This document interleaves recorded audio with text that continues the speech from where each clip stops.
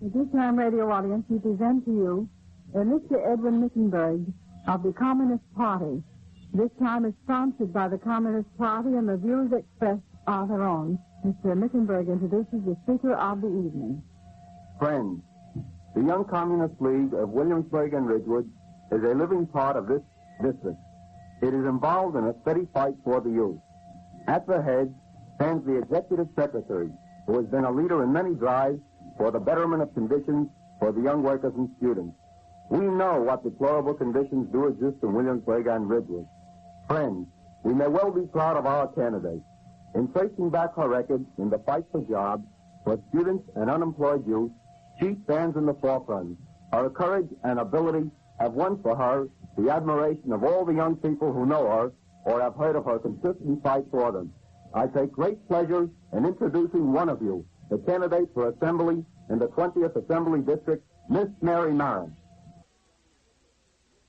This time, radio audience, we present to you Mr. Edwin Mickenberg of the Communist Party. This time is sponsored by the Communist Party, and the views expressed are their own. Mr. Mickenberg introduces the speaker of the evening. Friends, the Young Communist League of Williamsburg and Ridgewood is a living part of this district. It is involved in a steady fight for the youth. At the head stands the Executive Secretary, who has been a leader in many drives for the betterment of conditions for the young workers and students. We know what deplorable conditions do exist in Williamsburg and Ridgewood. Friends, we may well be proud of our candidate. In tracing back her record in the fight for jobs for students and unemployed youth, she stands in the forefront.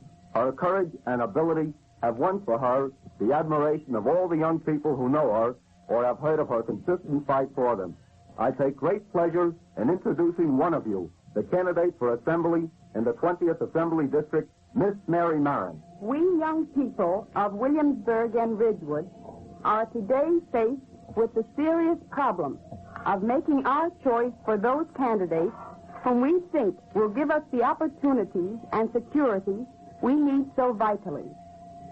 We of the Young Communist League are proud to give our wholehearted support to the one party which has demonstrated, indeed, its sincerity in considering the problems which face us and in helping us solve them, not in the far distant future, but right now. That is the Communist Party. I consider it a great honor to have been nominated by that party as the Communist candidate in the 20th Assembly District. This is a responsibility I accept, fully realizing the fact that thousands of young people in the 20th Assembly District will be casting their votes for the first time in November. They will demand of their candidate the answer to their problems. That is why the Communist Party has nominated me, Executive Secretary of the Young Communist League in this district, one of the most influential organizations in our community, to run as candidate in the 20th Assembly District. It had long been the conception that young people are not interested in the economic and political developments around us. We here helped to thoroughly smash that conception when from 25 important youth organizations in Williamsburg and Ridgewood, we sent 35 delegates to the convention of the American Youth Congress, an organization representing more. We played a part in making our needs and desires known to those in the government responsible to us in the form of one of the most important documents for the young people of America, the American Youth Act. The Act provides, first, a system of vocational training and employment on public enterprises for the youth from 16 to 25 years at regular wages. Second, wages in such public enterprises shall be equal to prevailing trade union rates for the work performed, but in no case less than $15 per week. Third, all needy high school students are to receive governmental assistance for living expenses at a rate not less than $15 per month. Fourth, a system of academic projects is to be established for needy college students, paying not less than $25 per month. 5, the Act is to be administered by joint committees composed of representatives of labor, youth, and consumers' organizations. 6. The benefits of the act extend to all youth without discrimination because of nativity, sex, race, color, religion, or political opinions or affiliations. 7. No youth shall be disqualified because of past or present participation in strikes or refusal to work for less than trade union wages. And last, these measures are to be financed by taxes on gifts, inheritances, and incomes, corporate or individual, of over $5,000 per year. The Communist Party has been the only party which has given all of its efforts, together with the Young Communist League, to popularize this act not only in our community, but throughout the United States. It is the only party which has included this act in its program. For this reason, we urge all young people to support the Communist Party in the coming elections. It is precisely because we, the young people, raised our voices in protest against lack of jobs, insecurity, a dark-looking future, by forming the American Youth Congress, that today, for the first time, the two major political parties are forced to heed these voices and offer some attempt at a way out of the misery and despair which comes from the insecurity and lack of any hope for the future. Let us consider what is offered us. Not very long ago, Mr. Roosevelt appealed to the youth of the nation to be patient, to wait, that our turns would come. Let us remember that it was precisely because 1 million young people refused to wait any longer, precisely because they banded together under the American Youth Congress, that we gained any recognition of our needs. What we want is the chance to work, to make a decent living, the chance to study, the chance to get married. Mr. Roosevelt has not given us the answer to any of these problems. Our local Democratic candidates have not answered any of these problems. Not one of them has considered those of us single unemployed who have found it impossible to get on relief, those of us getting out of the high schools and colleges with no prospects of continuing with the work we had been preparing ourselves for. Nor has it been considered by them that in a community such as Williamsburg, which is one of the largest slum areas in the city, that there is not one free community center where we can meet. We here must continue the work we started by publicizing the American Youth Act, by getting every single organization in our communities to endorse it. Bring it to the attention of our local officials. A large communist vote will mean just this. This is our guarantee that it will be passed. There are others who have made attempts to show us a way out. Mr. Hoover, spokesman for the political party, Republican Party, tells us that in a short time, after the older generation has died away, we shall be able to take their places. What places, Mr. Hoover? These are the words which come from the spokesman of a party which would do away with even that bit of relief that our parents are receiving today. A party which has placed before us a candidate for President of the United States who is backed by none other than Mr. Hearst. Mr. Hearst recently conferred with Hitler in Germany, where every opportunity for the youth has been smashed, where books were burned, where athletic and social clubs were done away with, where trade unions were destroyed.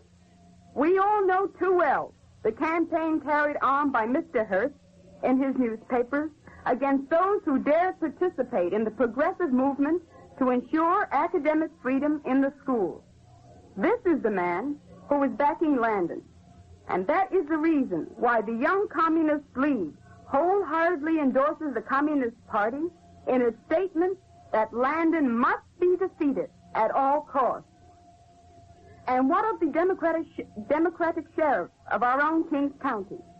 He offers us a, quote, legion of 5,000 youth to wipe out the communists in Brooklyn, end of quote. He is busy organizing the young people to fight that party which has alone given us new hope, an entirely new outlook, which through its experience has proven to us what we can do as a united body. To expose such men as Mr. Hearst and all of his representatives for what they are, the Communist Party and Young Communist League will participate in Anti-Hearst Day, October 24th, a day set aside mainly to unite all progressive people, young and old, against such enemies of progress who would establish a government such as exists in Germany today. This day can become for us the beginning of a tremendous youth movement in Williamsburg and Ridgewood for our right as citizens and future citizens of the United States to live a decent, healthy, and happy life. It can mean jobs now and not some 20 years from now. We call on all progressive clubs, churches, and wives, no matter what their affiliation, to participate with us in making this day a blow at reaction. I, as a representative of the Young Communist League, composed of members between the ages of 16 and 25, wish to say that my organization is taking an active role in making Anti-Hearst Day a success in our communities. We invite you to attend our lectures, which deal with the issues in the coming elections and discussions on what the various parties hold out to us young people. We say to you, on the day of the inauguration of the president, whoever he may be, the American Youth Congress is calling for a pilgrimage of millions of youth throughout the nation, organized and unorganized, to call upon the president, to lay our cards on the table, to ask him how we're to be taken care of while he is in office. The Young Communist League endorses this action and says further, this march of youth can be 1,000-fold more effective if the millions participating represent organized bodies. Unity means quick action. That is what a large communist vote means. That is what a strong Young Communist League means. There are today approximately 5,500 single unemployed youth in Ridgewood. My organization has led many delegations of young people to the Home Relief Bureaus and NYA offices. It has been only because of these united actions of young communists and youth of other political affiliations that we have been successful in partially breaking down discrimination against the single unemployed. The single unemployed of Ridgewood must live too. My party demands that they be given this chance to live. My party demands the passage of the American Youth Act and extension of the NYA jobs. Many of the young people in Williamsburg and Ridgewood are members of social clubs. However, the majority of these youth are not members of any club or organization. These young people are faced with the problem of begging for pennies from their parents to go to a movie or a dance or to take their girlfriends out. My party demands that the WPA funds be used to build 3 community centers in Williamsburg and Ridgewood. Not long ago, the directors of the YWCA, the YMHA of Williamsburg, one of the Catholic churches in Ridgewood, the sheriff, and a representative of the American Legion in Greenpoint met in the YWCA of Williamsburg and came to the conclusion that social clubs must be destroyed as breeders of crime. Very little was discussed on what care would be taken of the youth after their sole means of social life were taken from them. Immediately after this, there was a bombardment of raids upon these social clubs by the police on Troutman, Star, and Knickerbocker, and Gates Avenue. The Communist Party agrees that crime should be prevented, not by putting the blame for crime on the youth in the social clubs, but by seeing to it that the conditions of the young people are secure. It is poverty and hopelessness that breed crime. The Communist Party demands leave the social clubs alone or build substitutions for them in the form of gymnasiums, swimming pools, and community centers. On Barrett, Moore, and Siegel Street, extending from Graham Avenue to White Avenue, there exists a little Harlem. The Negro youth living in this territory are faced with the worst conditions in the city. They are discriminated against at the Home Relief Bureau. Their homes are fire traps, and they cannot even depend upon their parents to help them out, since the adult Negroes get the lowest allotment of relief, if any, in the whole city. These young people are kept from dances and restaurants. The Communist Party says, For equal social, political, and economic rights for the Negroes, vote communist. For academic freedom in our high schools, to ensure against such actions as occurred recently in Eastern District High School, where the student youth organization, the American Students Union, could not run its candidates in the GO election. For a happy, secure life, vote communist. Unite with the Young Communist League to build our communities into better places to live in. The only political party which is showing the youth the way to a better life is the Communist Party. Vote communist in 1936. For any further information, write the Young Communist League, 234 Broadway, Brooklyn, or the Young Communist League, 343 Linden Street, Brooklyn. I repeat, the Young Communist League, 234 Broadway, Brooklyn, or the Young Communist League, 343 Linden Street, Brooklyn. And thus, radio audience, you've just listened to the 15-minute discourse brought to you by Miss Myron. Is that the name? The candidate for Assembly in the 20th Assembly District in the Communistic Party. This time we have a presentation of the Police Department Safety Campaign Program.